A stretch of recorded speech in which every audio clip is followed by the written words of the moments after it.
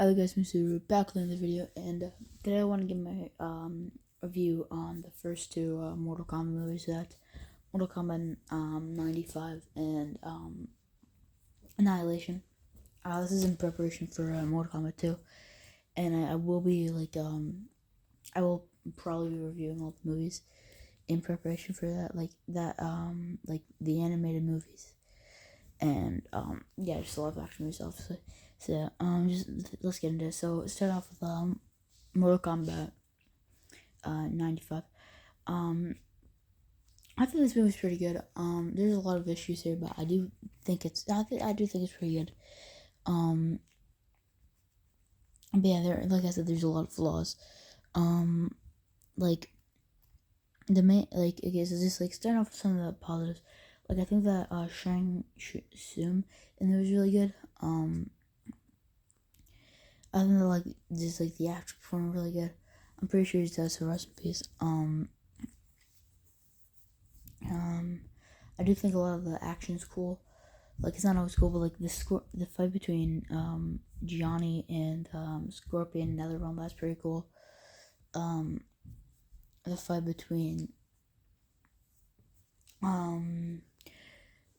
between Goro and Johnny, like even though that's like barely anything, but that's still pretty cool. I feel like that, and the fight between Reptile and Liu Kang, that's also really cool.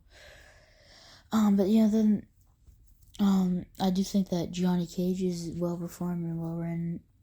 Same thing with Sonya Blade. And same thing with Goro. I think that Kevin Michael Richardson, I think that he's the one who does the voice. I'm mistaken though. He does a really good job as Goro, and then just even the practical effects, it's not that good, but you could tell it's fake. But even then, it's still pretty good for a practical Goro. I do still find it pretty good. But and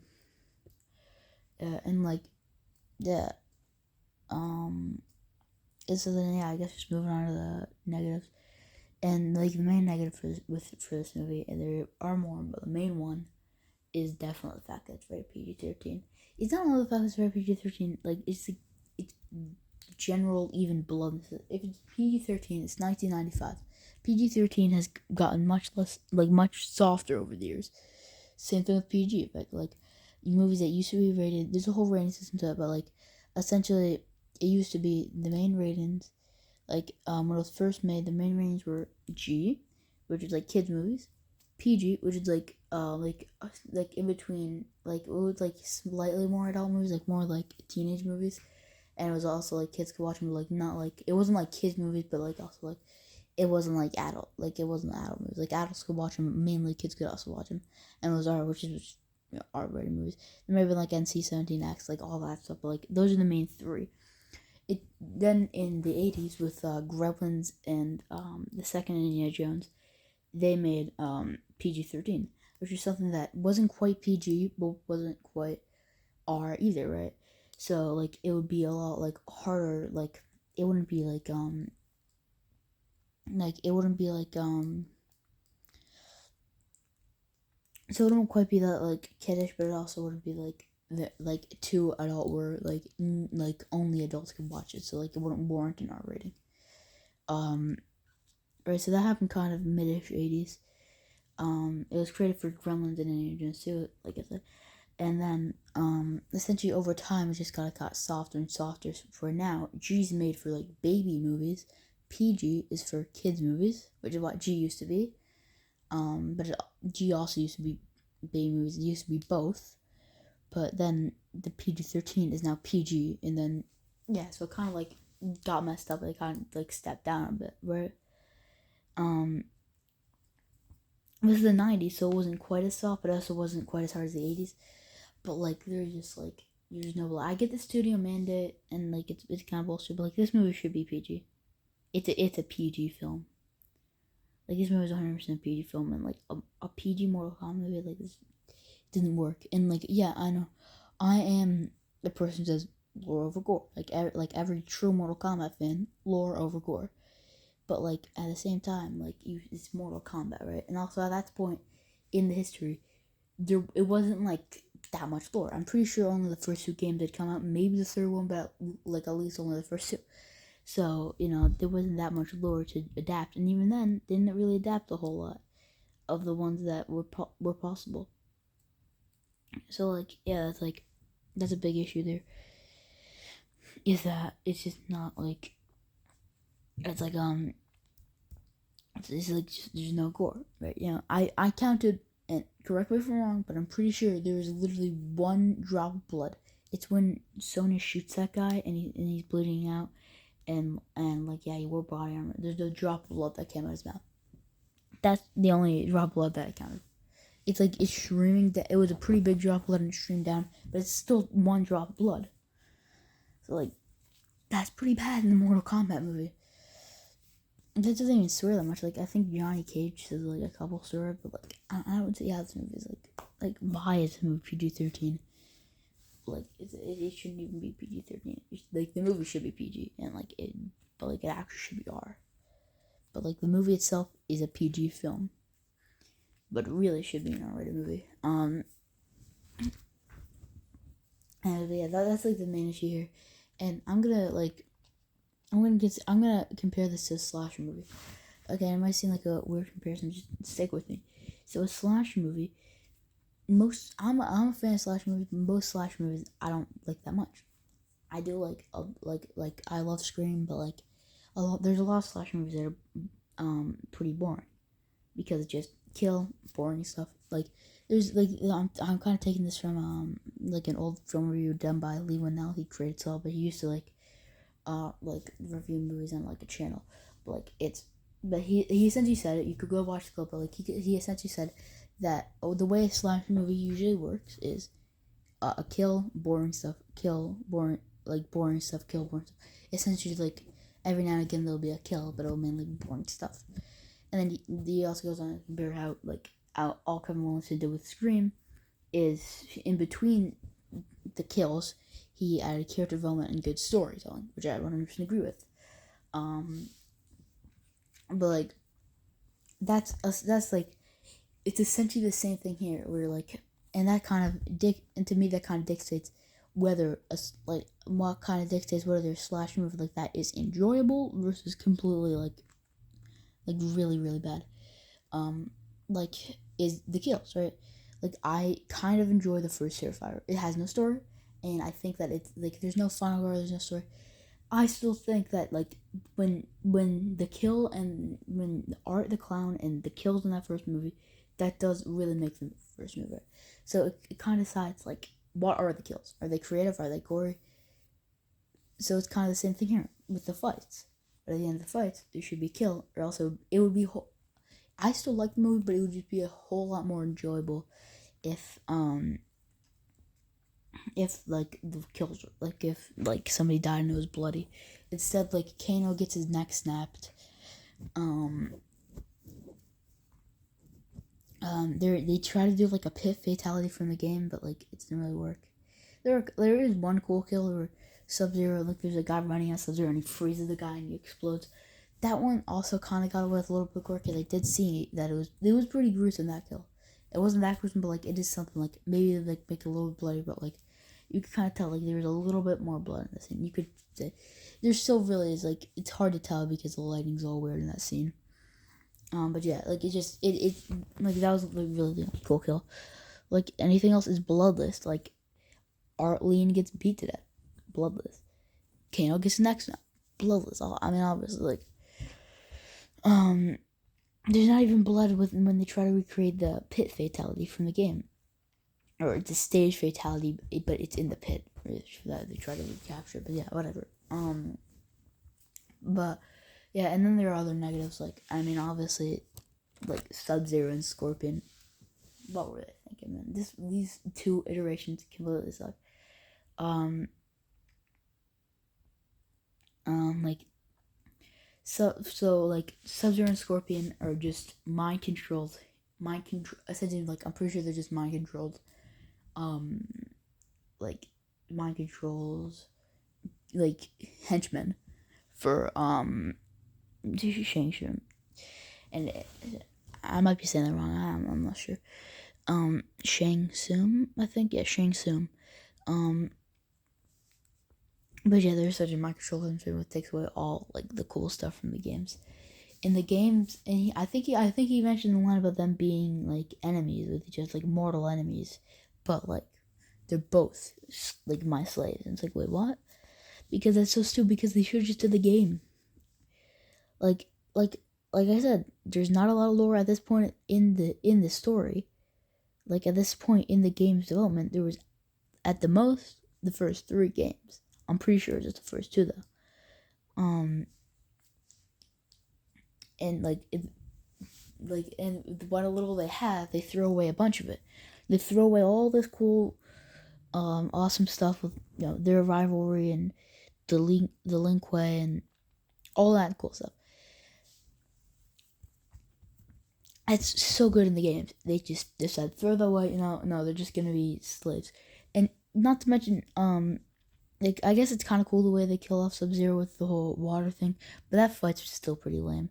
The fight between Liu Kang and Sub-Zero, I do still like the fight between Johnny and Scorpion, but however, and that is also a cool fight because, he does like there is an instance of blood. It's still not blood. It's not red blood, so it doesn't have blood. It's lava. But however, it is also like it's the blood of that character, which I do like. And then it ends with a reference to Johnny Cage's friendship. So yeah. But yeah. Like just such wasted 2 characters, and like not to mention the whole hand thing. Scorpion's spear, which in the game is like essentially a knife he can throw. In the movie, it's like this weird bird head that comes out of his hand and is like living. It comes out of his hand. It's living. It comes out and like he just shoots it around and it chases Johnny Cage. That's so stupid. And neither of them say anything besides like besides Scorpion saying like, come over, like get over here. I was saying like, come here, and like all those lines that he said in the first game. And then he also just says at one point when Johnny Cage is in like Netherrealm and just went there, he just goes, welcome. I'm pretty sure, like that's what I heard. He just says, welcome. What? Yeah, I mean, just they completely wasted those 2 amazing characters from the video game. Instead of they're just goons there. There's henchmen. It's so stupid.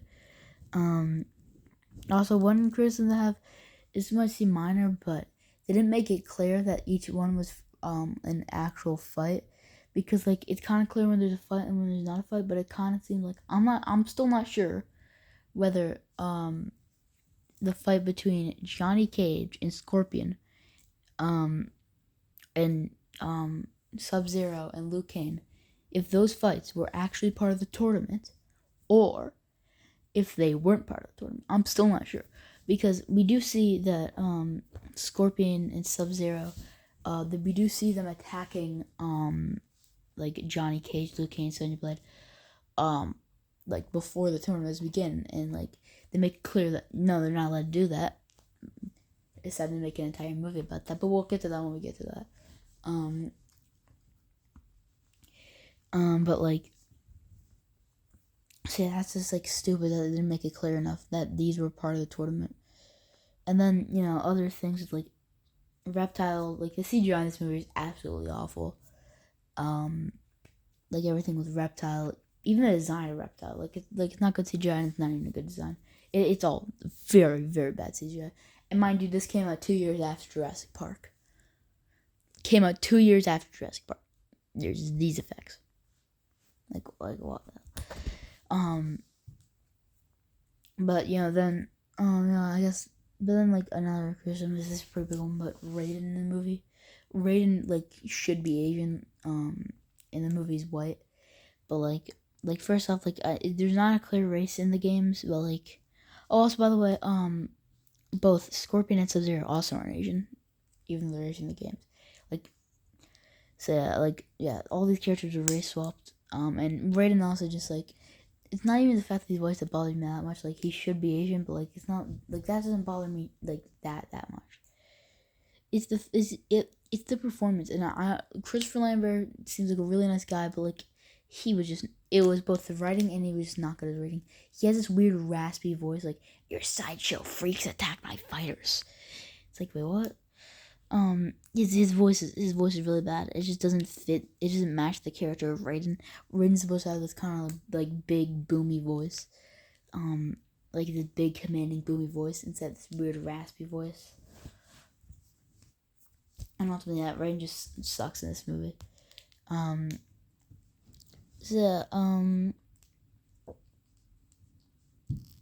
So I guess that's it. But yeah, also I do think it's kind of stupid the way Johnny Cage defeated Goro, because Goro is like one of my favorite characters in Mortal Kombat. Like Johnny Cage is my favorite, but he might be my second. He's at least in my top 5. I'm not sure, but like Goro is like a menace. Like he's like a really good menace in this movie. So he kills all these characters. You just see a bunch of seemingly Earthrealm fighters just dying. And then he kills her lead. And then he goes up against Johnny, and Johnny hits him in the nuts, and then he runs away, and then he kicks him off the thing. I do like the fact that Johnny outsmarted him, and I love the fact that he uses nut punch from the comics. Not comics, games. But I do love that. But I hate even though I do like the fight, I don't like how he kicked him down. And even that was a cheesy line. It's the part where he fall down. That was a stupid line. I get it's riffed earlier, but it sucks. Also, one thing that I still don't understand is Shang Tsung's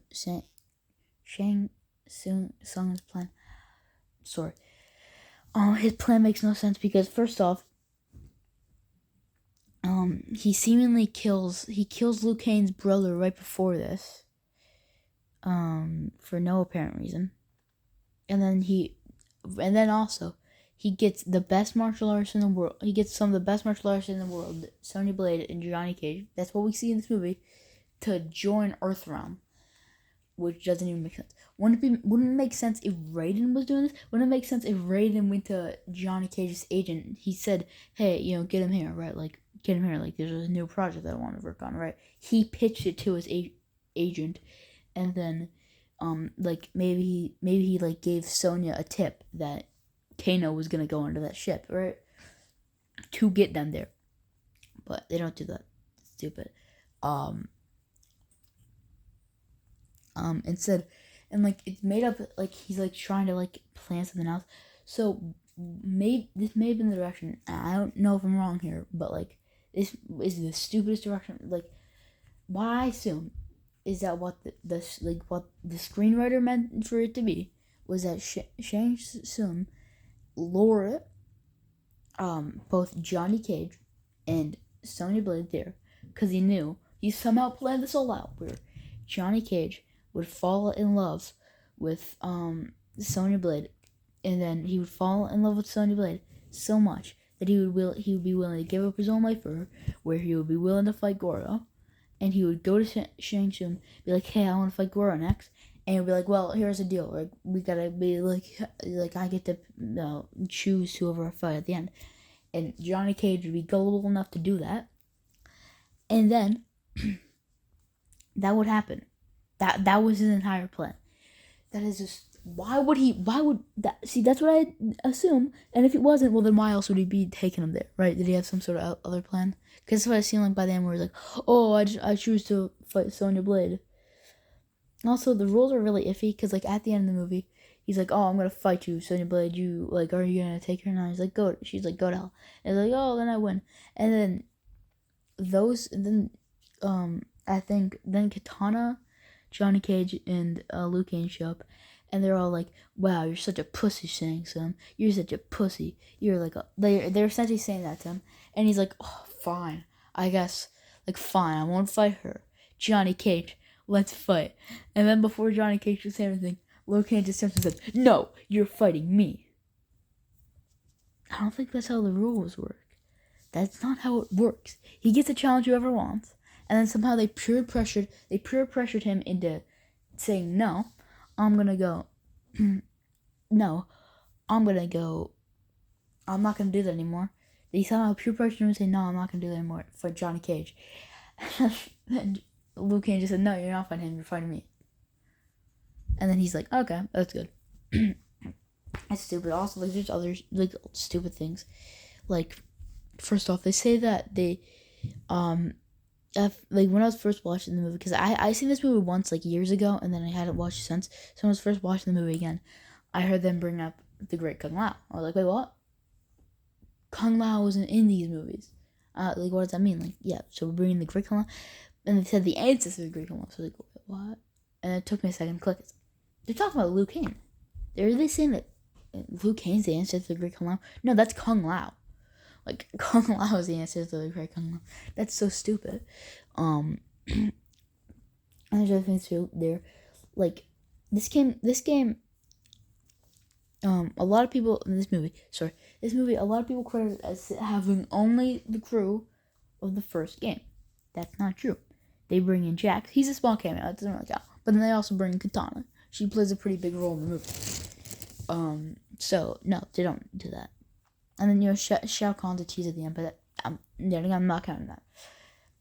But like, it's a Katana thing that really gets me. Why didn't they bring in other characters from the second game? Why didn't they bring Kung Lao? Bring Kung Lao, and then instead of Art Lin, who's a original character, and I do really like Art Lin, like he's also an original character. But like, then what you could have, there's a little rewrite here, but like, then what you could have is Kung Lao. He's the ancestor to Great Kung Lao. He's like, yeah, like, I'm gonna win this. He's supposed to be the chosen one. Everybody thinks he's the chosen one. It's essentially the story from the game. Everybody thinks he's the chosen one because that's what they think.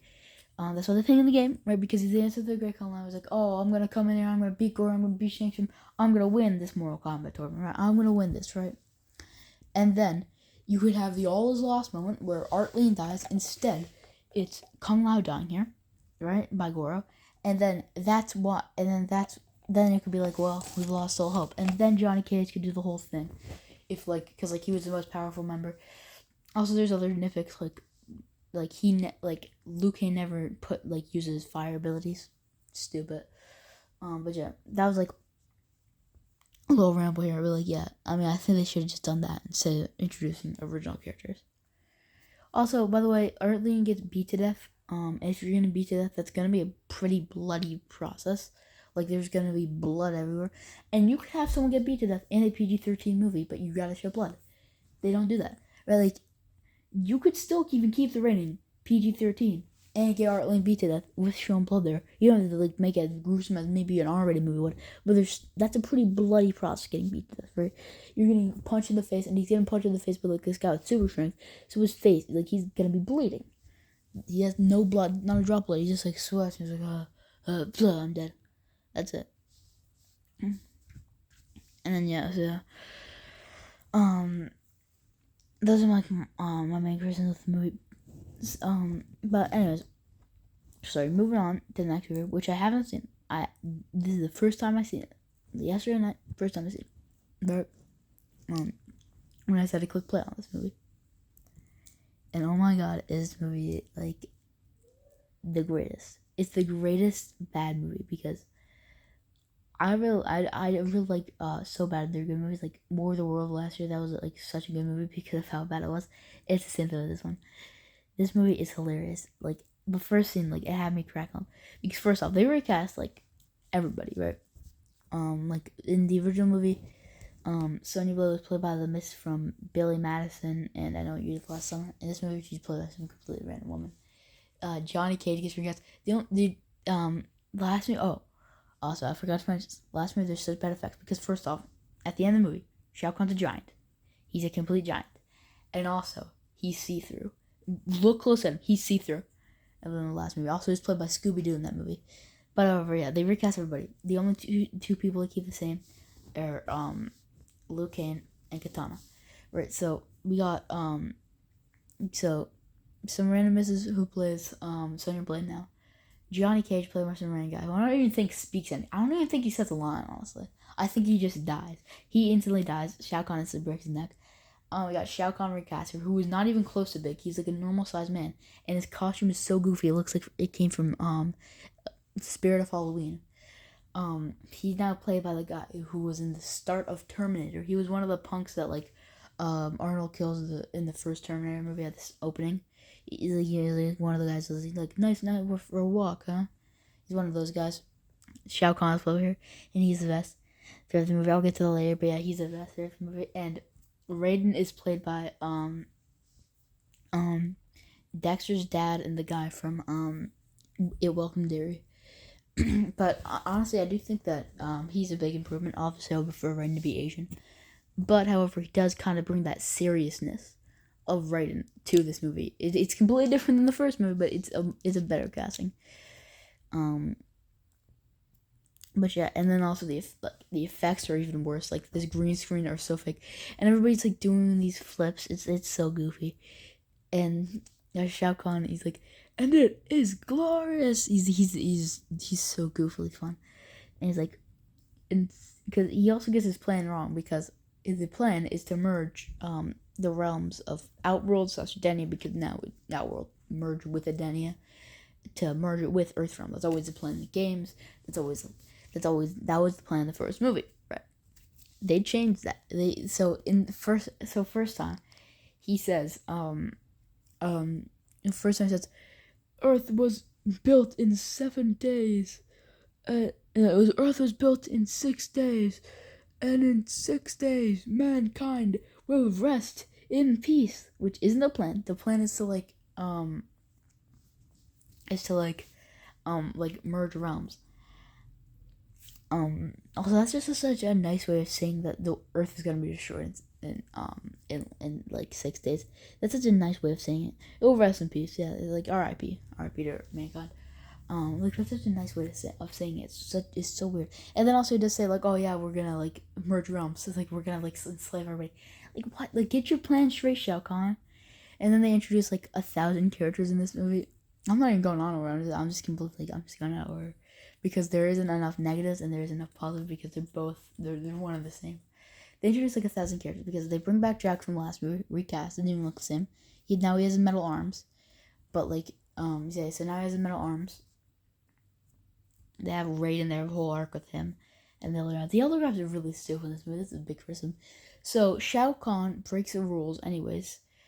In the games, they explain it by the Elder God saying, well, all he did was invade Earthrealm. He's not merging the realms yet, which means it's technically not a part of it. It's kind of super reason, but like it works for the game. So he could, in like Mortal Kombat 3,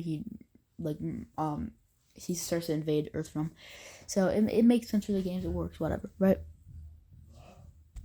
Anyways, back to I think I was talking about how they crammed many characters in Jack stuff.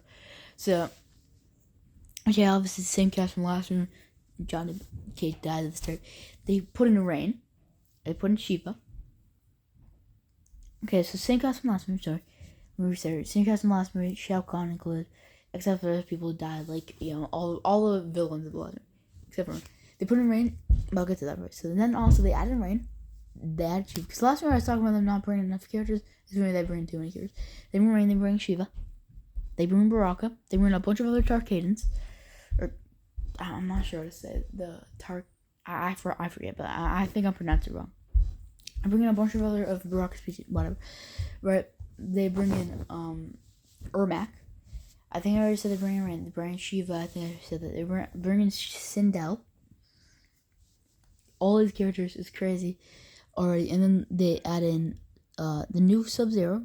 Like, they only quickly explain, oh yeah, you killed my brother. They add in Scorpion. He just randomly comes back. They don't explain it. Then he just like vanishes. He says his last words are "suckers," and then he vanishes. That's it. Whatever. They bring in Smoke, who's already Cyber Eyes. They bring in it's either Cyrax or Sector. It's a yellow one. I forget what one they are, but yeah, they introduce Cybernism. There's one random scene where Melina pops up. She says Katana, and then they get and then she says you wish, and they get into a huge fight where they die. There's a whole monster thing. They bring in Nightwolf. They bring in Jade. There's a whole thing with the animalities.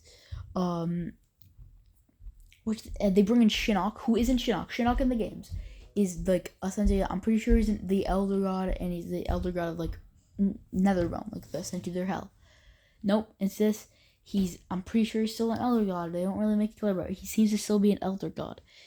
I'm not sure if he's an all around the game, but I think he is. But he's Shao Kahn and Raiden's father. Now they're brothers, and also Melina might be in the bloodline because it's the whole thing where if you have the dragon tattoo, I think you're part of like Shao Kahn's bloodline, and so the Melina's part of it, which I guess makes sense. But like Melina's supposed to be the clone of or sister. It changes, mainly clone, but sometimes sister of Katana. And Katana's his adopted daughter. It's not his biological daughter. Also, they're like the same age. Which is a whole complicated thing with that. And like, also they bring Noob Saibot. Noob Saibot just shows up, doesn't get explained. They reference Striker, they reference Cabal, and like, Shao Kahn barely uses hammer. Like he uses hammer in like one scene to kill off Rain. Rain's like, oh yeah, I defeated Striker and Cabal in combat. It's like, you defeated them, you kill them. He's like, no, I never killed them. And he's like, you can't do that. And it's like, it won't happen again. Don't worry, I didn't know. And then just hits him in like a pit of fire. And then later on, Liu Kang uses that hammer on Baraka. He hits him. He throws him in the same pit of fire. But they use the shot they used for Rain. They used the Rain shot, and then they just put that there. Even though Rain's wearing a ninja suit, and Baraka's just Baraka from the video games. It doesn't make any sense. And then the ending kind of has a cool idea of it kind of being the adaptation of the towers from the video game. They're not executed well, but that is kind of a good idea of it actually executing the towers. And I even kind of like the way they brought in animalities. But however, first off, the effects are awful. The effects are the worst thing I've ever seen. As I mentioned, they're so bad. Because Liu Kang turns into his dragon, it's so bad. It is so bad. And the crazy thing is that Nightwolf effect earlier when he was morphing back into human, it wasn't even that bad. It was bad. It wasn't that bad though. And it was so bad.